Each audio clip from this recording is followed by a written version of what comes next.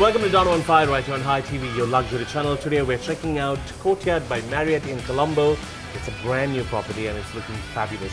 Today on the show we're speaking to someone who is out there making new changes and also creating a dent in a system that is very much corrupt.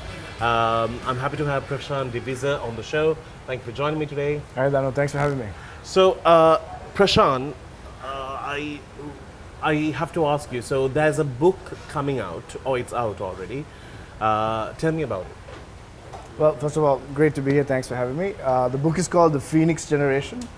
It's out of the ashes, a new generation rises. And when you say Phoenix generation, you talk about the generation that is there now. Yes, our generation and younger, those who were born into conflict and violence. Not just from Sri Lankan perspective, but young people in countries that are recovering from conflict around the world, and how that generation has the capacity to bring about change and transform the unfortunate realities that they were born into. So it's a hopeful book. It's looking at the historical narratives of how change has happened in the world before, and then looking at how this generation can learn from that and implement it for their own countries. Something that I've always been curious about is the fact that in history, what we learn in syllabus in school does not touch what has happened in our times, in times that where we have created the biggest amount of mistakes. Don't you think that should be sort of incorporated into syllabus today? Very much so. I think that's one of the biggest flaws of our education system, is we need to learn our own history. There was once a statement that says that if there's one thing history has taught us, is we don't learn from history. And unfortunately, if Sri Lankan young people from a very young age learn about what happened, not just up to independence, but since independence, what's happened in our country, the same patterns continue. Correct. So if you know what's happening, you as a generation can make intelligent choices to learn from the mistakes of the past and not repeat it. So we have to teach our children our history, the good, the bad, and the ugly, and learn from that to build a greater future. Yeah, because although we sit and speak about corruption, we speak about a corrupted institute that has been governing us for so many years, but we never put it in black and white and speak about saying this is where the mistake was.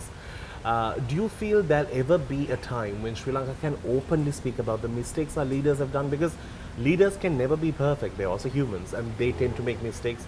They can have emotions that lead to selfishness, greed, all of those. Do you think we'll ever come to a point where we'll actually have that moment where we'll talk about it? I'm hopeful, and we have to. Any country that we look to today as developed countries, countries that have accomplished great things, they've had the confidence and the ability to look at their own mistakes, not just the mistakes as a nation, but also their political leadership or whatever, openly talk about it and learn from those mistakes and build for. When you're so insecure and you're so fearful of losing power and it's just about you and not about the nation, then you try to hide all your weaknesses and continue to allow a new generation to be cursed by your failures. But when you become secure as a nation, you can look at what happened. Okay, this was wrong. We failed here. We can't allow this. Many countries that have recovered after great turmoil have been countries that have taken the ability to look back and say, these things were failures. We cannot allow this to happen. And they refine themselves. They develop themselves. So I believe that such a time will come, and we as a generation need to lead that time by being that type of leader that's able to self-reflect, correct path, and do things to bring about true transformation. Amazing. Prashan, when I asked him to come here, I'm sure I know what he was thinking. Oh, we're shooting at Marriott, because where the work that Prashan does and also the movements that he has championed have always spoken to the grassrooted levels. But you also need to battle both sides, because only if you can speak to the people who are willing to give, that's the only way you can get that funding or that support or even that connection given to the people who need it. So in terms of the launch of the book, Prashan really thought about it so many times. Should I go out there and sort of promote it big or like have it in a bigger way?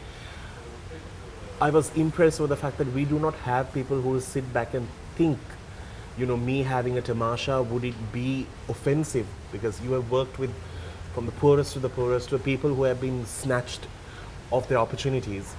Do you feel this lack of empathy, where does it root from for our people? I think as a people we are empathetic, but unfortunately we are segregated. So we don't really experience how much pain others are going through, either along ethnic lines, religious lines, or even economic lines. We don't really have intersections where we understand how the others are feeling. So I've been privileged with the work that I've done with Sri Lanka Unites. I've spent a lot of time in rural settings. I have a lot of deep friendships with people who live below the poverty line. And I know the struggle that they're going through, how much pain they're in right now in this crisis. So you always think twice about your own choices as saying, is this the right time to do something like this? Or can I use these resources in a better way? And so you always have to measure that because you know what people are going through. And I think that's something that we all need to try, and I encourage that for anybody, to really see how the rest of society lives. What are they going through? You know, it's not their fault that our country fell into this mess. It's not their children's fault that they can't afford milk today. And the ones who should pay for it are living great lives, and they continue to thrive. And so we need to start being an advocate to amplify their voices of the suffering that they've been through and try and bring about change for them. So I thought, let's put him in an uncomfortable situation and bring him here because Courtyard by Marriott was so kind to host us to do this show. So we will think of the better future. Brilliant. On that note, we are getting to a break. We'll see you on the other side. I'm going to show you how his book looks and also a big change when it comes to what would be the future when it comes to our upcoming, soon coming general election.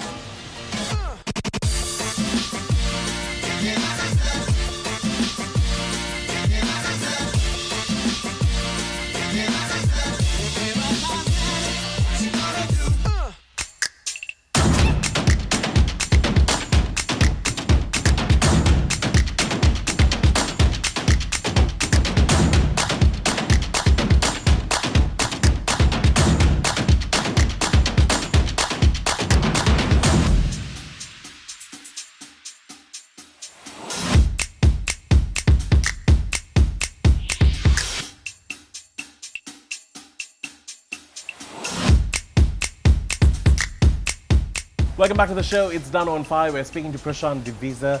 Now, I wanted to speak a little bit about something new that he's getting into, but it's not new. It's been work in progress for some time. But you were the one who founded Sri Lanka Unites, a non-profit organization for peace and reconciliation. It was run completely by the youth, for the youth. It sort of changed the way they think. And as somebody who was there at the initial stages, I saw people building friendships, building bridges, connecting from places that we thought they'll never make friends from. And some of those stories are still around. Friends from Jaffna to Matara, and these are people who were brought up thinking that this is wrong, this is right. How has this journey working with Sri Lanka Unites added value to your life and also what you have learned from them? Well, it's been the culmination of so many years of hard work, and it's been the experience of a lifetime. I've seen the beauty of Sri Lanka, not just its natural beauty, but the beauty of our diversity. I've made friendships with people across the country, and then as a result of Sri Lanka Unites, we've created bridges that have helped people to connect. And those stories, 15 years of service, and now I'm retired, I've handed over to the next generation, but those memories will last for a lifetime. And I know that the movement will go from strength to strength, because if the next generation can come together, have true deep understanding and commitment and empathy for one another, and have a collective vision for Sri Lanka's future, there is nothing that can stop Sri Lanka. And that's what I believe in, and we need to help them start young, because the younger they are and they connect these friendships, they realize how gifted we are as a nation when we come together. And they'll never allow people to come and pit them against each other again. They'll have the capacity to say, no, we want to stay together, we want to work together, we want to build something greater and not be narrow-minded and petty and fight with one another. And over the years of working with Sri Lanka Unites, I think you would have come across stories of heartbreak, positive changes, livelihoods. What have you seen that has connected all these stories together in the last 15 years? Well, what you see is Sri Lanka is definitely a country that has experienced significant trauma. We don't talk about it as much, but you can't have, since independence, almost every 15 to 18 years, we've had some bloodshed. Some estimates say we've lost 500,000 lives, untimely deaths, and that causes deep wounds in a society. And as a result of that, we're struggling. And we haven't really addressed the root causes. We haven't addressed the grievances. And this 500,000 is people who have directly been involved with it, but non-related, but because the count is countless. That's how I will see Even it. the most conservative estimates say maybe 250,000 people have died. But just imagine the amount of pain, the families that have been affected. And then you also have 3 million Sri Lankans who've left Sri Lanka due to the instability and the danger that was here. So we are hurting as a nation. But despite that hurt, you also build a resilience. That's why we keep on coming up.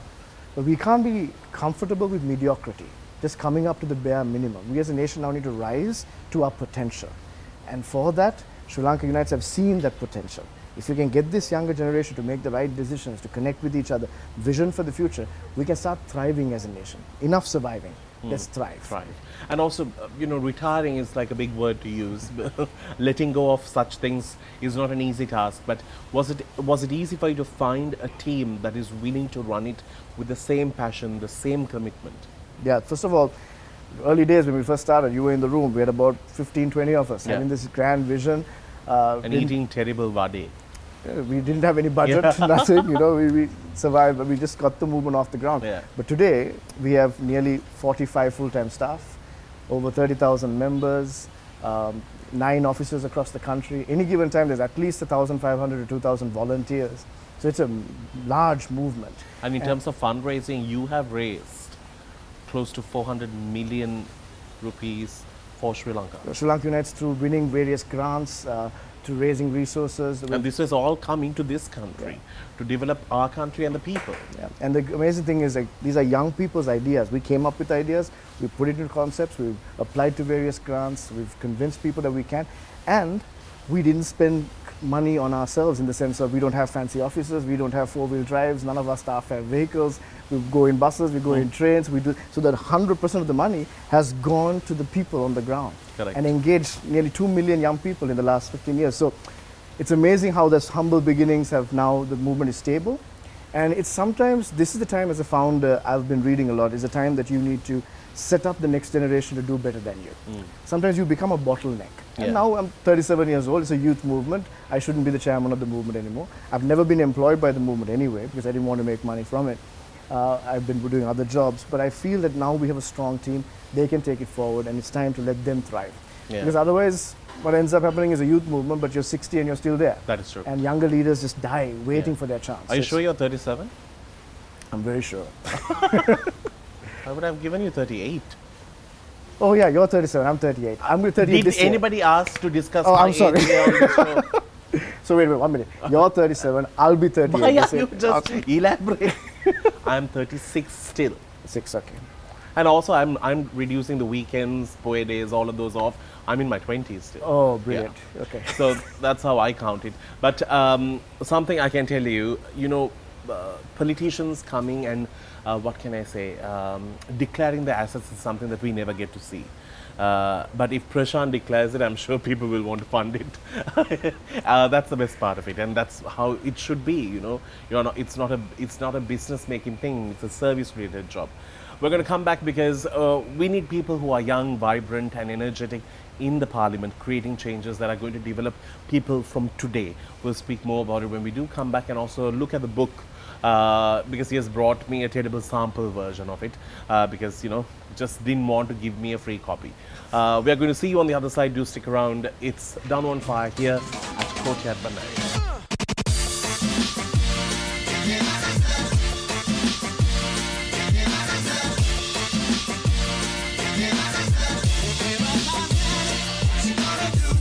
If you're wondering how does this book look, there you go.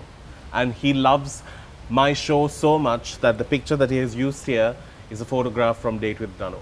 But he has not used me, but he has just used himself. That's a different story. Thank you for the photograph. No worries, no worries. I would have liked it credit given here. Photo of Date with Danu. Oh, okay, I'll do that. I say that, I talk about you in the book. Ah, really? Just kidding, no. nothing about you. For a second, I was really thinking. Yeah, that's the other book. A book that was Back never in the published. ashes. Back in the ashes. Back in the ashes. Ashes dying. But yeah, so Prashan is entering politics. There you go, I said it. Why do you think I'm friends with him? For all the benefits I'll get. So No benefits. yeah. Zero This benefits. is what he has told me. There's nothing. You rather just unfriend me today. Yes. So, do you think you can do politics the right way in a pool full of Careful snakes? now. You've had some of these people on your show. Yes. So No, I'm not. I'm not generalizing it. If the cap fits, they can put it on. Okay. Well, I feel it's possible, but individuals can't. So I'm not running for office by myself. Okay. We are creating a new movement, a new political party. 194 educated, qualified, accountable young leaders, not just young, young and old, from all across the country are running for the general election. We are giving it our best shot because Sri Lanka deserves better, and I believe there are educated, capable people who are willing to be accountable and serve and deliver results and not just meander in mediocrity. And so I've given it our best shot because we have one or two options. Either leave Sri Lanka now and build a life for yourself, or stay here and build a nation that your children will be proud of and they won't curse you for sticking around. That is true. 100%. Hopefully, in another 20 years, our passport will actually be valuable in some way. So that's the part I wanted to speak about. Now, I want to do something easy. Do you want the dessert closer to you? No, thank you. That's close enough. You're not having it. These things, of course, I don't wait for the cameras to go off. I wanted to speak about. So, Prashan, you're a dad. You have 2 kids. How is that going? Loving it. Good days and bad days. Well, mostly good days. Do they listen to you or your wife, or the mom or dad? No, they're good boys. They listen to us, but at least young boys, they're constantly moving and you got to keep up with them and getting into mischief. But we're enjoying it. I never thought I'd enjoy parenting as much as I do, but I also underestimated how much work it is. Yeah. And I have so much respect for my parents and parents all over the world for what they go through, especially mothers, the amount that they do to ensure your children have a good life. Yeah. But looking at the kids today, and now that your eldest is going to school, do you see there's a difference between the time when we went to school and them? I think I'm seeing, obviously they're more advanced than we were. I don't think at 5 years I knew the stuff that my son knows. Right. I think they have access to the internet, they're learning online, they're quick to figure things out. I think therefore they would advance more than we have, hopefully. But I also feel like there's a danger because of so much of online activity and social media that their people skills could become weaker. So we are really pushing our children to engage, play as much as they can, have the good part of our childhood, but also benefit from what's special for their generation. Right. Because something that we have seen is the fact that, Sri Lanka is changing. We see so many negative things around us, but trying to keep your kids positive and making them believe that this is the country that they need to feel at home, it's a hard task. As a parent, have you sat back and thought, what am I doing? I need to just back off. Because not as Prashant, but as a parent. Yeah, it's a learning curve, right? No, you don't come up, no one gives you a handbook and saying this is how you're going to be a parent in this context. And your children also, in our country, children also go through a lot of trauma whenever the economy is going up and down, the power cuts, and then the difficulties that they see. They may not understand everything, but they know when things are not great. And we try to shield them a lot from what's going on, cost of living and so on. But we just have to learn how to adapt and make sure. And the good thing with children, what I've learned is they're very adaptable and they're resilient. And so there's a lot to learn from your kids as well. But also for me as a young parent, one thing I've realized is, it's hard when a lot of your friends are packing up and leaving the country. And then they're saying the main reason for leaving is because of their children. And almost like pointing a finger, unintentionally saying, you're not a good parent. But no, I believe this is the best future we can make for our children. Sometimes people go abroad and take a nice picture and put it on social media as if life is all great. But it's not. You're starting from nothing and you're trying to accomplish something. You'll always be an immigrant. You'll always be sometimes a second-class citizen. This is our country. Let's make this thrive. And we can do that for our children, that they'll have an identity that they can be proud of and also share with the world. They always say, a lot of people, the good ones don't like to come into politics. It's not the truth. Good ones want to come into politics, but we are not willing to vote for them. So it's our chance now to create a new parliament that's going to change the way this country will be seen. Prashan, I wish you all the very best, and your service, which Sri Lanka Unites for the past 15 years, is remarkable. And I think selfless is a key word that I can use for you. Selfless to a point that it's a bit annoying when we have to like hang out together. He has shoved us into a terrible bus and nearly killed us because he didn't want to take a cab. But it's fun to know that, people actually feel the pain, and there are over 170 people who are willing to say goodbye to a good life that they could live, earn a beautiful salary, use their knowledge for something, and create a comfortable life by putting themselves out there to see what they can do to serve the country. So on that note, thank you. I wish you Thank you, Danu. the best. Thank you. And, To you as well. yeah, Thank you for everything you do. Would you be able to appoint me? With a No, new- I can't. No, sorry. But one thing I have to say, when you look at your story and how you have come up, there are so many people with such talent across this country.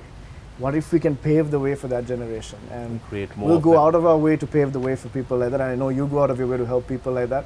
And if the right people come to the right places in this country, we will see nothing but victory after victory. To that end, we have to strive. On that sweet note, have a good one.